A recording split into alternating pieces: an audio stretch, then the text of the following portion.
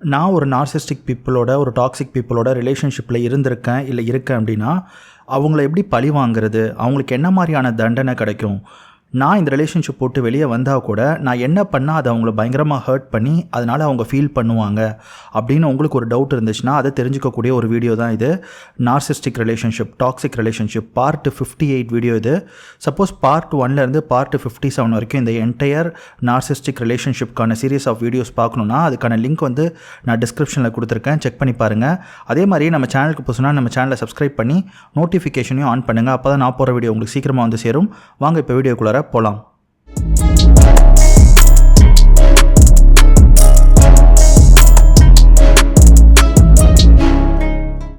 இந்த வீடியோ பார்க்குறதுக்கு முன்னாடி இந்த என்டையர் நார்சிஸ்டிக் சீரீஸில் வந்து பார்த்தீங்கன்னா பார்ட் 26 பார்ட் 24 கண்டிப்பாக பாருங்கள்.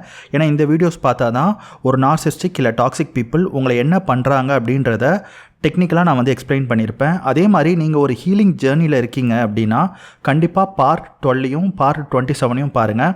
அப்போ தான் இந்த நார்சிஸ்டிக் அப்யூஸ்லேருந்து இந்த டாக்ஸிக் அப்யூஸ்லேருந்து எப்படி ரீகவர் ஆகுறது அப்படின்றத ரொம்ப க்ளீனாக டெக்னிக்கலாக நான் எக்ஸ்பிளைன் பண்ணியிருப்பேன். இந்த வீடியோஸோட லிங்க்கும் வந்து டிஸ்கிரிப்ஷனில் இருக்குது, கண்டிப்பாக செக் பண்ணி பாருங்கள். அதே மாதிரி உங்களுக்கு ஏதாவது இந்த நார்சிஸ்டிக் ஆர் டாக்ஸிக் ரிலேஷன்ஷிப்பில் டவுட் இருந்துச்சுன்னா என்னோட இன்ஸ்டாகிராம் அக்கௌண்ட் லிங்க்கையும் நான் டிஸ்கிரிப்ஷனில் கொடுத்துருக்கேன். ஃபாலோ பண்ணி உங்களுடைய கொஸ்டின்ஸை எனக்கு போஸ்ட் பண்ணுங்கள், என்னால் முடிஞ்ச அளவுக்கு ரிப்ளை பண்ணுறேன். இல்லை எனக்கு 1-to-1 செஷன் வேணும்னா அதுக்கான லிங்க்கும் நான் டிஸ்கிரிப்ஷனில் கொடுத்துருக்கேன். நீங்கள் ஆன்லைன்லேயே வந்து செக் பண்ணி பார்த்து செஷனை வந்து ஷெடியூல் பண்ணலாம் அப்படின்றது தான். யூஸ்வலாக இந்த நார்சிஸ்டிக் ரிலேஷன்ஷிப், இந்த டாக்ஸிக் ரிலேஷன்ஷிப்பில் இருக்கிறவங்க இல்லை இருந்திருக்கிறவங்க எல்லாருமே யூஸ்வலாக ஒரு கொஸ்டின் கேட்பாங்க.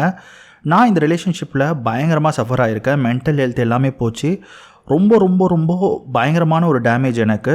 ஸோ அவங்களுக்கு, அதாவது என்னை வந்து இந்த நிலைமைக்கு கொண்டு வந்த அந்த நார்சிஸ்டிக் அந்த டாக்ஸிக் பீப்புளுக்கு என்ன மாதிரியான தண்டனை வந்து கிடைக்கும், இல்லை நான் என்ன பண்ணால் அவங்களுக்கு வந்து பயங்கரமாக ஹர்ட் ஆகும், நான் சப்போஸ் க்ரோ ஆனால் அவங்களுக்கு இப்படி நடக்குமா, இல்லை அவங்களுக்கான கர்மா என்ன, இப்படின்ற மாதிரி நிறையா கேள்வி வந்து இந்த நார்சிஸ்டிக் டாக்ஸிக் பீப்புள் ரிலேஷன்ஷிப்பில் இருந்திருக்கிறவங்களுக்கு இருக்குது.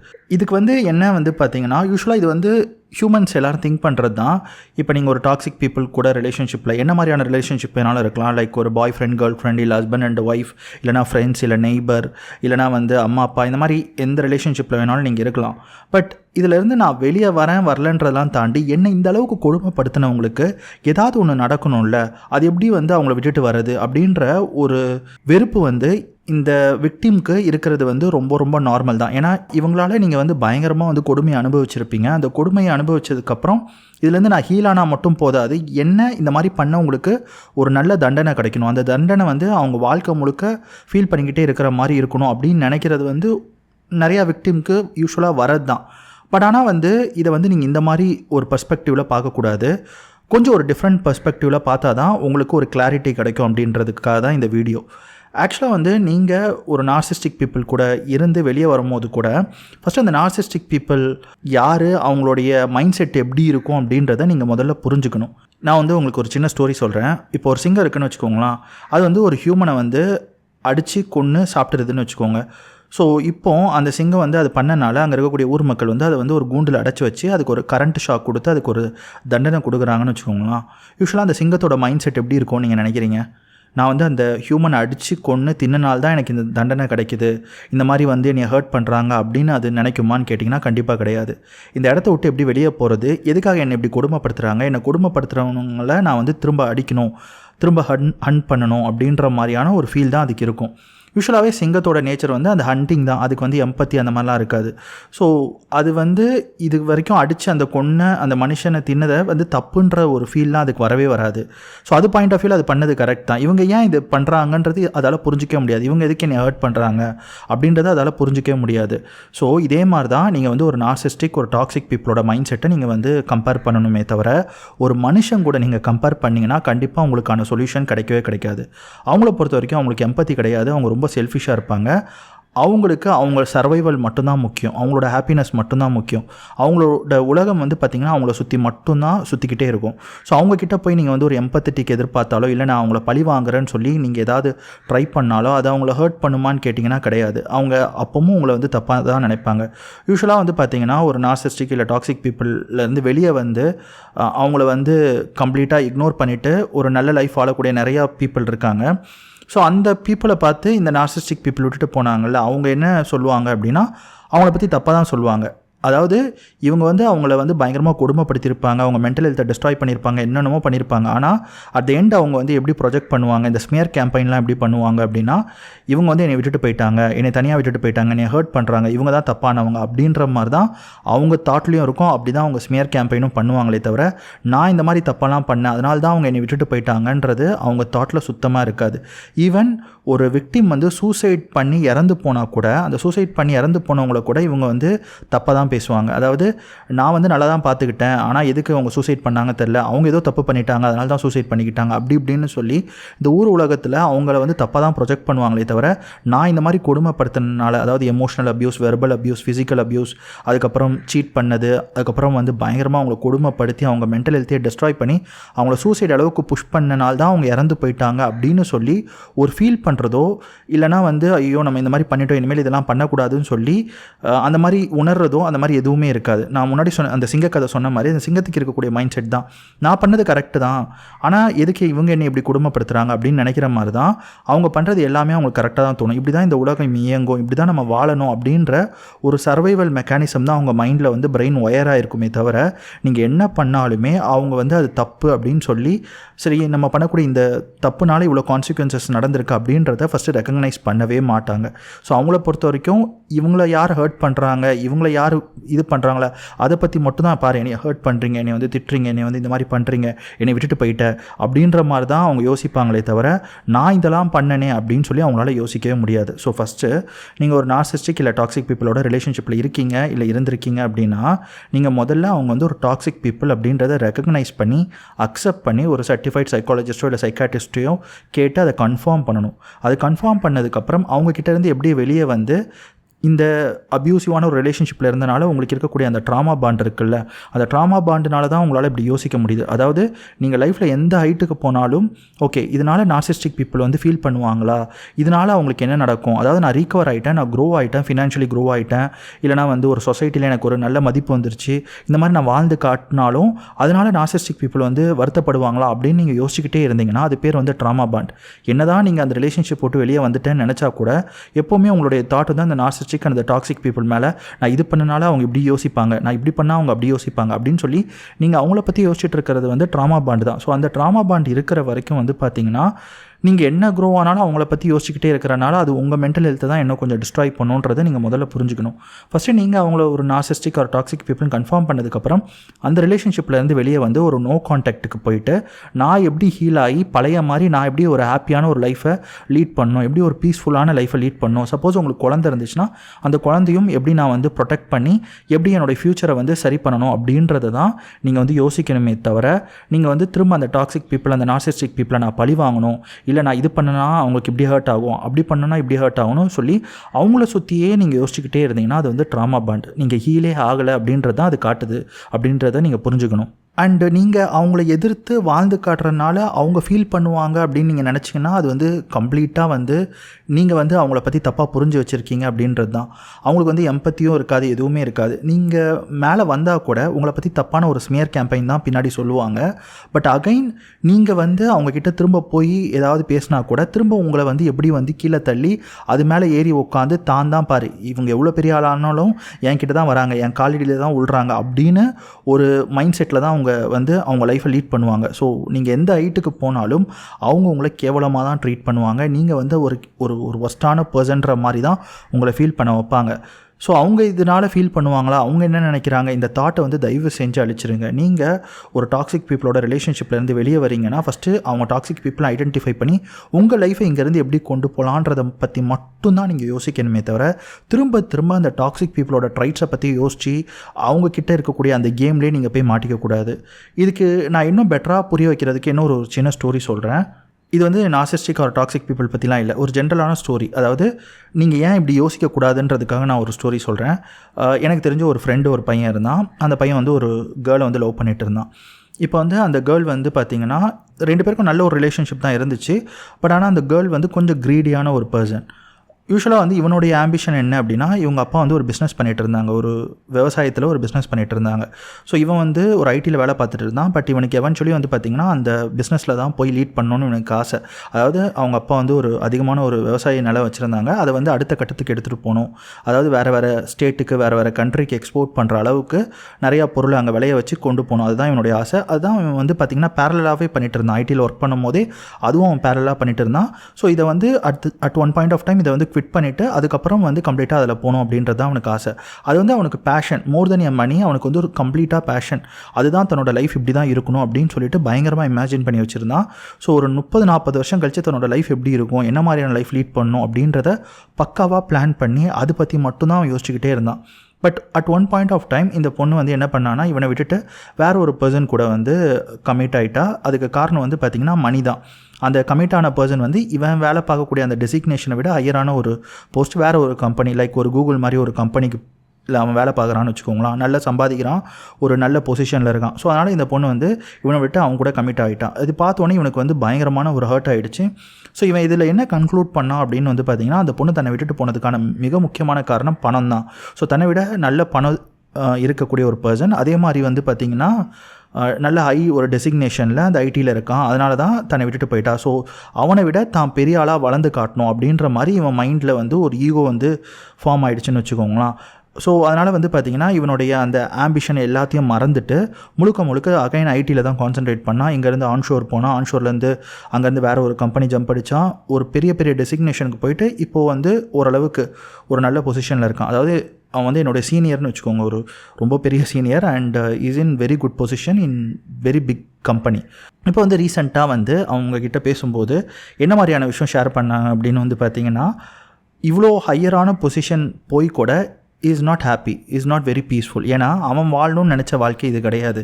அவனுடைய ஆசை அவனுடைய கிராமத்துக்கு போய் அங்கே இருக்கக்கூடிய அந்த விவசாய நிலத்தை எடுத்து அதை வந்து அடுத்த லெவலுக்கு எடுத்துகிட்டு போய் அதில் ஒரு பேஷனட்டான ஒரு லைஃபாக அந்த கிராமத்தில் வாழணும் அப்படின்றது தான் அவனுடைய ஆம்பிஷனாக இருந்துச்சு. ஆனால் இப்போது இந்த பொண்ணு பண்ண விஷயத்தினால இவன் என்ன நினச்சிட்டானா, இல்லை நான் வந்து அவங்கள விட பெரிய ஆளாக வாழ்ந்து காட்டினா தான் அது வந்து என் லைஃப்க்கு நான் பண்ணக்கூடிய கரெக்டாக இருக்கும்.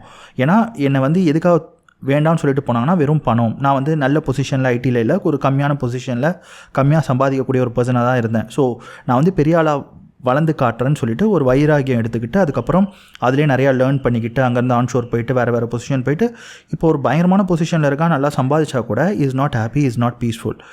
ஏன் அப்படின்னா இதில் என்ன நீங்கள் புரிஞ்சுக்கணும் அப்படின்னா, இப்போ வந்து எல்லாரும் என்ன சொல்லுவாங்கன்னா, ஓகே அந்த பொண்ணுக்கு அகெயின்ஸ்டாக இவன் பண்ணி கூட இப்போ அந்த பொண்ணு கல்யாணம் பண்ண அந்த பையனை விட இவன் வந்து பெட்டரான பொசிஷனில் இருக்கான். ஸோ இவன் தான் கரெக்டாக வின் பண்ணிட்டான், அந்த பொண்ணு வந்து தோத்துருச்சு அப்படின்றது தான் எல்லோரும் நினைப்பாங்க. ஆனால் அது அப்படி கிடையாது.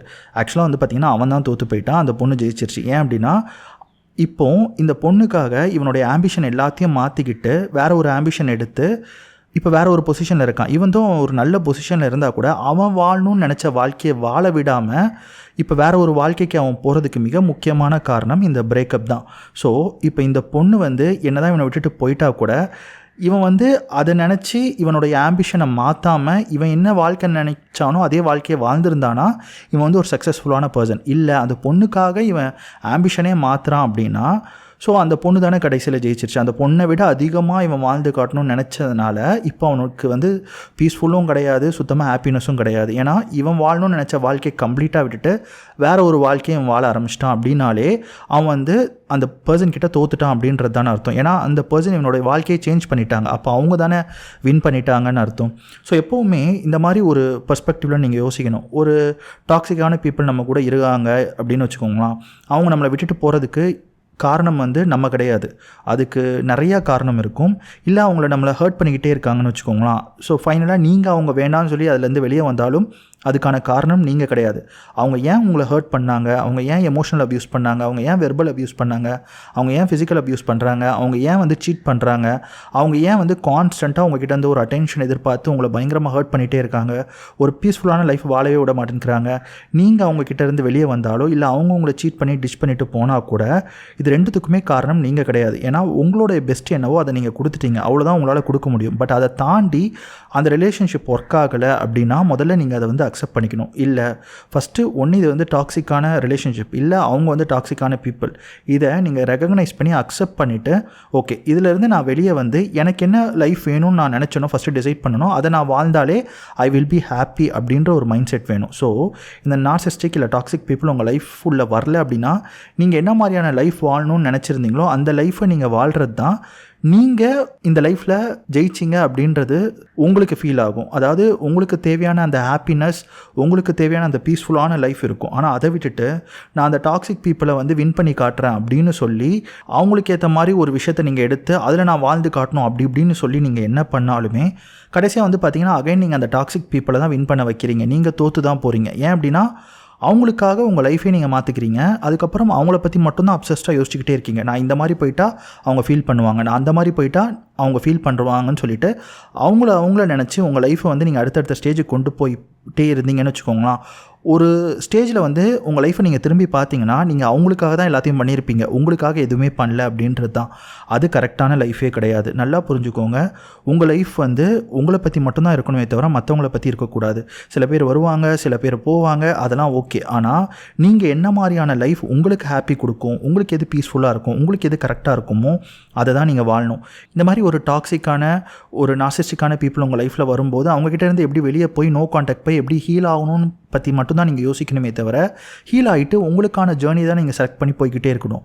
அவங்க முன்னாடி நான் வாழ்ந்து காட்டுறேன், அவங்க முன்னாடி நான் யாருன்னு ப்ரூவ் பண்ணி காட்டுறேன் அப்படின்னு நீங்கள் ஒரு தாட் உங்கள் மைண்டில் வந்தாலே அது ரொம்ப ரொம்ப தப்பான தாட். இது ஒரு நார்சிஸ்டிக் ஒரு டாக்ஸிக் ரிலேஷன்ஷிப்பில் மட்டும் நான் சொல்லலை, ஜென்ரலாகவே நான் சொல்கிறேன். இப்போ ஒரு டாக்ஸிக்கான நெய்பர் இருக்காங்கன்னு வச்சுக்கோங்களேன், அவங்க உங்கள் மேலே எப்போவுமே க்ரீட் ஆகிட்டே இருக்காங்க, உங்கள் மேலே பயங்கர ஜெலஸ் ஆகிட்டே இருக்காங்கன்னு வச்சுக்கோங்களேன். அவங்க முன்னாடி நான் வாழ்ந்து காட்டுறேன்னு சொல்லி அவங்களுக்காக நீங்கள் ஒரு வீடு எடுத்து பயங்கரமாக கட்டி நீங்கள் ஜெயிச்சிட்டிங்கன்னு நினச்சிங்கன்னா உண்மையிலே நீங்கள் தோத்துட்டீங்க. ஏன் அப்படின்னா அவங்களுக்கான ஒரு விஷயத்துக்காக உங்கள் வாழ்க்கையை நீங்கள் வந்து அர்ப்பணிக்கிறதுன்றது ரொம்ப தப்பான விஷயம். அவங்களுக்காக இந்த உலகத்தில் நீங்கள் பிறக்கல, யாரையும் திருத்துறதுக்காக, யாரையும் மாற்றுறதுக்காக, யார் முன்னாடியே வாழ்ந்து காட்டுறதுக்காக இந்த உலகத்தில் நீங்கள் பிறக்கல. உங்களுக்காக தான் நீங்கள் பிறந்திருக்கீங்க. உங்களுடைய ஹாப்பினஸ், உங்களுடைய பீஸ்ஃபுல்லான லைஃப் இதுதான் ரொம்ப ரொம்ப ரொம்ப ரொம்ப முக்கியம் அப்படின்றத உங்கள் மைண்டில் ஏற்றிக்கோங்க. எப்போவுமே உங்களுக்குன்னு ஒரு ஜேர்னி இருக்கும், உங்களுக்குன்னு ஒரு பேஷன் இருக்கும், உங்களுக்குன்னு ஒரு ஹாபி இருக்கும். இது பண்ணால் நான் ஹாப்பியாக இருப்பேன்னு தோணும், இந்த மாதிரியான ஒரு ஃபேமிலியை நான் வந்து லீட் பண்ணணும்னு தோணும். இதுதான் உங்களுடைய கம்ஃபர்டபுளான ஒரு ஜோனாக இருக்கும். அந்த ஜோனை நீங்கள் எப்போவுமே மாற்றவே கூடாது. அதில் தான் நீங்கள் ட்ராவல் பண்ணிக்கிட்டே இருக்கணும். மற்றவங்களுக்காக உங்கள் வாழ்க்கையை என்றைக்குமே மாற்றிக்காதீங்க. எப்போவுமே ஒரு விஷயத்த நல்லா புரிஞ்சுக்கோங்க. ஒரு டாக்ஸிக் பீப்புள் அப்படின்னு ஒருத்தங்க இருக்காங்க அப்படின்னாலே அவங்க உங்களுக்கு ஏதோ ஒரு விஷயத்த கற்றுக் கொடுக்கறதுக்காக வராங்க அப்படின்ற மாதிரி நீங்கள் எடுத்துக்கோங்க. ஸோ அதுலேருந்து நீங்கள் என்ன கற்றுக்கிட்டீங்க அப்படின்னா இனிமேல் இந்த மாதிரியான ஒரு பீப்புள் உங்கள் லைஃப்பில் வந்தாங்கன்னா அவங்கள நீங்கள் அலோவ் பண்ணக்கூடாது அப்படின்றத நீங்கள் லேர்ன் பண்ணிக்கிட்டீங்க. ஸோ இந்த மாதிரியான ஒரு பர்சன் சேம் ட்ரைட்ஸ் உள்ள ஒரு பர்சன் உங்கள் லைஃப்பில் வரும்போது அவங்கள இக்னோர் பண்ணி உங்களுக்கான பவுண்டரி நீங்கள் செட் பண்ணுறது தான் இந்த ரிலேஷன்ஷிப்லேருந்து நீங்கள் கற்றுக்கிட்டீங்கன்றதை முதல்ல புரிஞ்சுக்கோங்க. ஆனால் அதை தாண்டி அவங்கள நான் எதிர்த்து வாழ போகிறேன், இல்லை அவங்களுக்காக நான் வாழ போகிறேன், இல்லை நான் இந்த மாதிரி க்ரோ ஆனால் அவங்கள இப்படி ஹர்ட் பண்ணும், நான் அப்படி க்ரோ ஆனால் அவங்கள இப்படி ஹர்ட் பண்ணும், அவங்கள விட நான் பெட்டரான ஒரு பர்சனை பார்த்து நான் கல்யாணம் பண்ணால் அவங்களுக்கு வந்து பயங்கரமாக வந்து எரியும் அப்படின்னு நீங்கள் நினச்சி அவங்க அப்படின்னு நீங்கள் நினச்சிங்கன்னா ஃபர்ஸ்ட் ஆஃப் ஆல் நீங்கள் அந்த ரிலேஷன்ஷிப்லேருந்து ஹீலே ஆகலை. அது என்ன மாதிரியான ரிலேஷன்ஷிப் வேணாலும் இருக்கலாம். உங்களுடைய அம்மா அப்பா, சிப்ளிங்ஸ், இல்லைனா உங்கள் பாய் ஃப்ரெண்ட், கேர்ள் ஃப்ரெண்ட், இல்லைனா husband and or wife, or இல்லைனா வந்து பார்த்திங்கன்னா உங்களோட நெய்பர்ஸ், யார் வேணாலும் இருக்கலாம். இவங்க யார் வந்தாலும் அந்த இடத்த விட்டு நீங்கள் வெளியே வந்துட்டு உங்களுக்கான லைஃப்பை நீங்கள் வாழணும் அப்படின்னு தான் நீங்கள் யோசிக்கணும். நான் அவங்க முன்னாடி நான் ஜெயிச்சு காட்டுறேன், இல்லை நான் அவங்களே ஜெயிச்சு காட்டுறேன், இல்லை நான் அவங்கள பழி வாங்குறேன், இல்லைனா நான் இது பண்ணேன்னா அவங்கள வந்து பயங்கரமாக பாதிக்கும், அவங்களுக்கான கர்மாவை நான் உருவாக்குறேன் அப்படிலாம் நீங்கள் உங்கள் மைண்டில் யோசிக்கவே கூடாது. அது வந்து நீங்கள் ஹீல் ஆகலைன்னு காட்டும், நீங்கள் ட்ராமா பாண்டில் இருக்கீங்கன்னு காட்டும். ஸோ திரும்ப அது வந்து உங்களை பயங்கரமாக பாதிக்கும். அது தேவையே கிடையாது. ஜஸ்ட் அக்செப்ட் பண்ணிக்கோங்க. ஓகே நீ ஜெயிச்சிட்டோ போ, ஓகே நீ என்னை சக்ஸஸ்ஃபுல்லாக ஏமாற்றிட்ட ஓகே அப்படின்னு சொல்லி அவங்கள இக்னோர் பண்ணிவிட்டு நீங்கள் என்ன மாதிரியான வாழ்க்கை வாழணும்னு நினச்சிங்களோ அந்த வாழ்க்கையை ரொம்ப பீஸ்ஃபுல்லாக வாழுங்க. கொஞ்சம் கொஞ்சமாக உங்களுக்கான க்ரோத் இருந்துக்கிட்டே இருக்கும். அவங்க என்ன ஃபீல் பண்ணுறாங்க அப்படின்றத கம்ப்ளீட்டாக அவாய்ட் பண்ணிடுங்க. அது உங்களுக்கு தேவையே கிடையாது. அண்ட் முடிஞ்ச அளவுக்கு அவங்கக்கிட்ட 100% எப்போவுமே நோ கான்டாக்டில் இருங்க.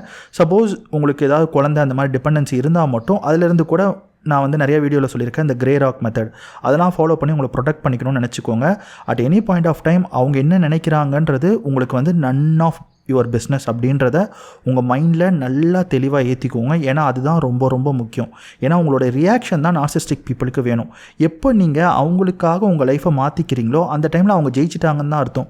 அதுதான் அவங்க உங்கள் லைஃப்பில் வந்திருப்பாங்க. அதாவது அவங்கள பொறுத்த வரைக்கும் நீங்கள் வந்து ஒரு பயங்கரமான சப்ளை, அதாவது உங்களுக்கு இருக்கக்கூடிய டேலண்ட், நாலேஜ் எல்லாமே அவங்களுக்கு தெரியும். நீங்கள் ஒரு பயங்கரமான சப்ளை சொல்லி தான் உங்கள் லைஃப்பில் வந்திருப்பாங்க. எப்போ நீங்கள் அவங்கள பழி வாங்கணும் அப்படின்னு நீங்கள் உள்ளே இறங்குறீங்களோ உங்களுக்கான லைஃப் அங்கேயே முடிஞ்சிருச்சு. ஏன்னா உங்களோட ரியாக்ஷன் தான் அவங்களுக்கு வேணும். அப்போ அவங்களுக்கு என்ன ஃபீல் ஆகும்னா, பாரு எந்த அளவுக்கு இவங்க ஹைட்டில் போனாலும் என்னை பற்றி தான் இன்னும் நினச்சிட்டு இருக்காங்க அப்படின்னு அவங்களுக்கு ஒரு தாட் இருக்கும். அதுதான் அவங்களுக்கு தேவை. அதுக்கு தான் அவங்க உங்கள் லைஃப்க்கு வராங்க. அப்போது நீங்கள் அந்த தாட்டை அவங்களுக்கு கொடுக்கவே கூடாது. அதாவது அவங்க உங்கள் லைஃப்பில் எந்தவித இம்பேக்டும் உருவாக்கவே இல்லை அப்படின்றத நீங்கள் வந்து முதல்ல அவங்களுக்கு நீங்கள் கொடுத்தீங்கனாலே அதுதான் அவங்களுக்கு கொடுக்கக்கூடிய பெரிய தண்டனை. அகைன் அந்த தண்டனை அவங்க கொடுத்துட்டீங்களா இல்லையா நீங்கள் என்ஷோர்லாம் பண்ண வேண்டாம்.